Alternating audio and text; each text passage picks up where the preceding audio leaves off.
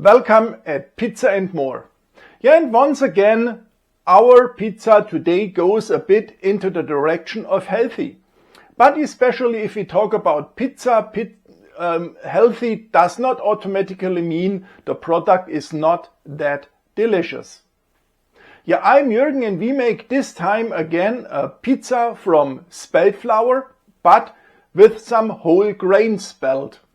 Many people think if someone has a gluten intolerance, it is possible to use spelt instead of wheat, but this is really not correct because you may know the spelt is some historical grain, and this means it is the ancestor of wheat.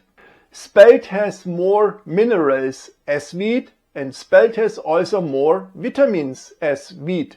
Spelt has also lots of protein.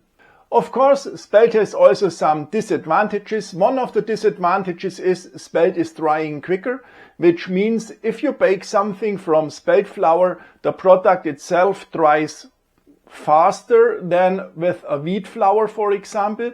Bread is a different story. Here we have some precautions we can take.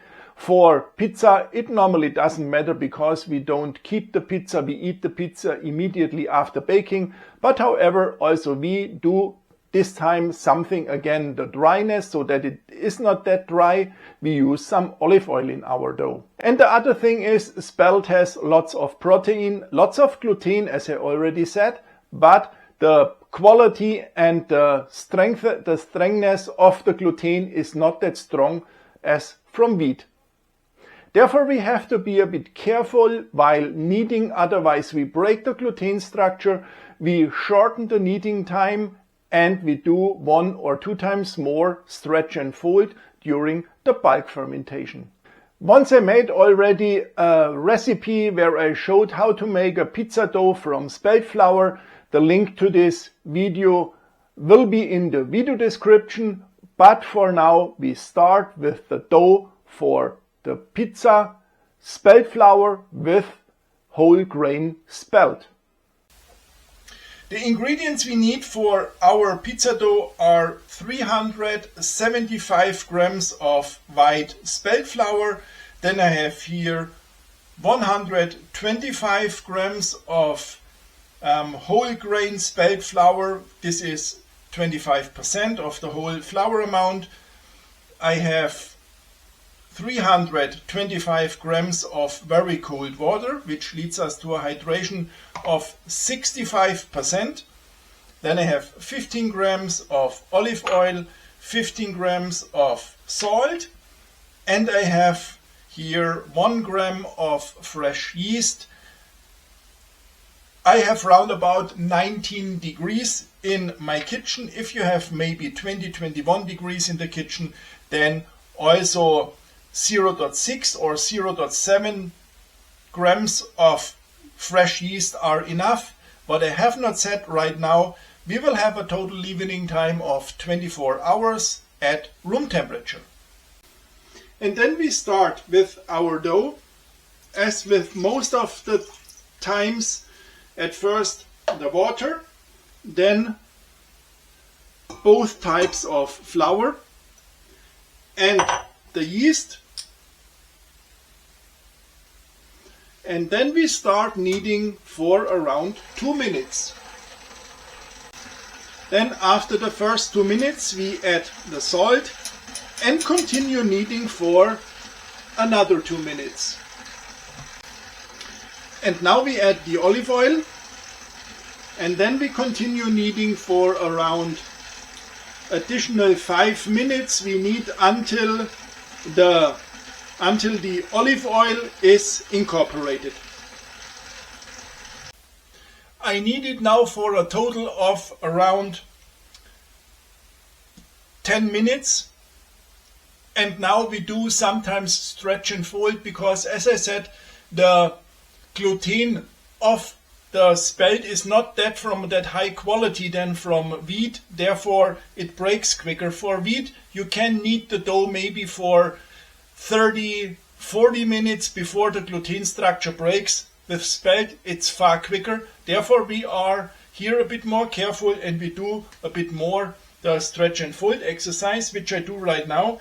I take it from the left and from the right, I lift it, put it back, stretch it and fold it over.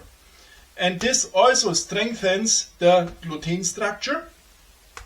Then I shape a dough ball.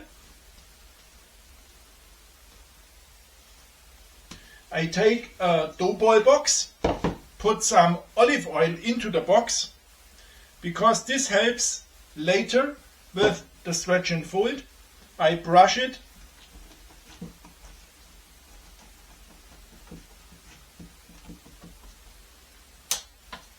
And then I put the dough into the box, close the lid, and let the dough rest now for 30 minutes. Then round about 30 minutes later, it's time for the first time stretch and fold, and here you're really very flexible. You can do it after 30 minutes, after 40, after 50, it really doesn't matter. For stretch and fold, either you do the same exercise like we did before. Please excuse this strange camera. And the other way is what you can do. You take the dough here, you stretch it, and then you fold it over, and then you do it around the whole circle.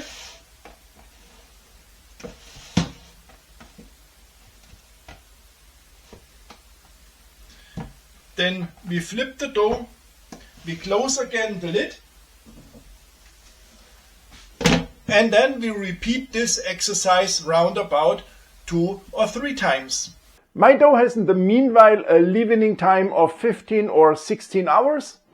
I made in the meanwhile 3 times stretch and fold. Once we made it together, and then after 1 hour again, and after another hour also once again. And now we prepare our pizza balls. Here we have now our dough. When you shape the dough balls, you are very flexible. You can do it a bit earlier, you can do it a bit later. I'm doing it right now a bit later, so I had a longer bulk fermentation, but this really doesn't matter. You can here be simply very flexible. Now we have to take out the dough.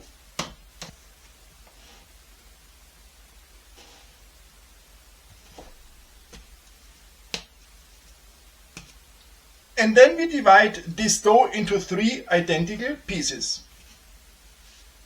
When you then have your 3 dough balls, it's time to shape the pizza balls. Here you take the dough from the side and you pull it down, and then you push it into the center.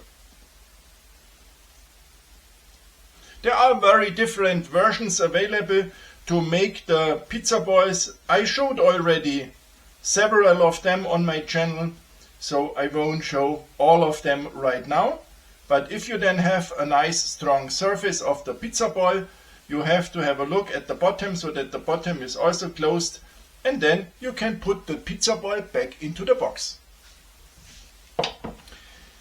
When I have all the 3 in my box, I close the lid, and in my time I let it rest right now for additional 8 hours. And now, as always, everything is well prepared and we are ready for making our pizza from spelt flour. And here you can see these fantastic pizza balls. Also with the spelt flour we have to be the same careful as with a normal wheat flour. Maybe a bit more careful, because this gluten structure is not that strong enough. Therefore we have to use enough semolina. We release the dough where it's attached to either other dough ball or to the side of the box, and then we go with the spatula under and we lift the dough out and put it directly into semolina. Then we have to close the lid to avoid that the remaining dough balls are drying out. Then we flip our dough ball several times in semolina. We take it out. If it's not round, we make it round, and then we stretch our pizza.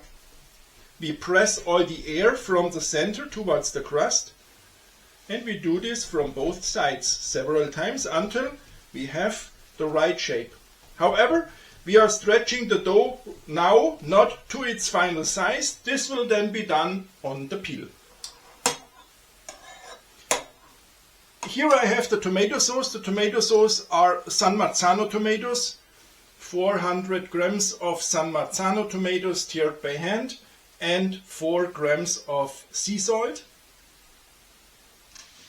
Then we add Parmesan cheese,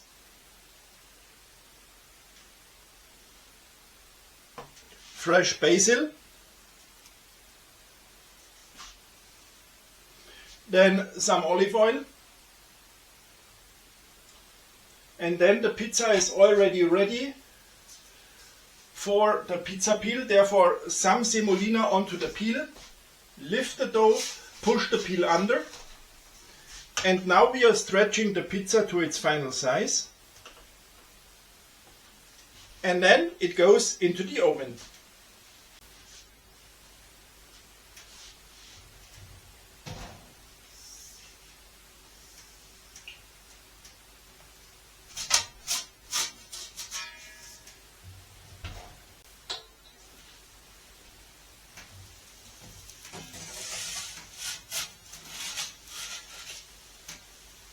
And here comes the pizza out of the oven.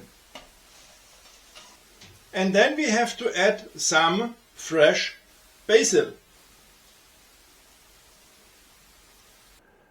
And now, of course, I'm allowed to taste this fantastic pizza. At first from the center. And I really have to say this center tastes already absolutely amazing. And now I taste the crust. And also this crust is very delicious, crunchy and soft, really absolutely great. And the good thing is it's a bit healthy. Yeah, if you like my video, it would be fantastic if you would subscribe my channel, and then we see us also in the next video. Ciao.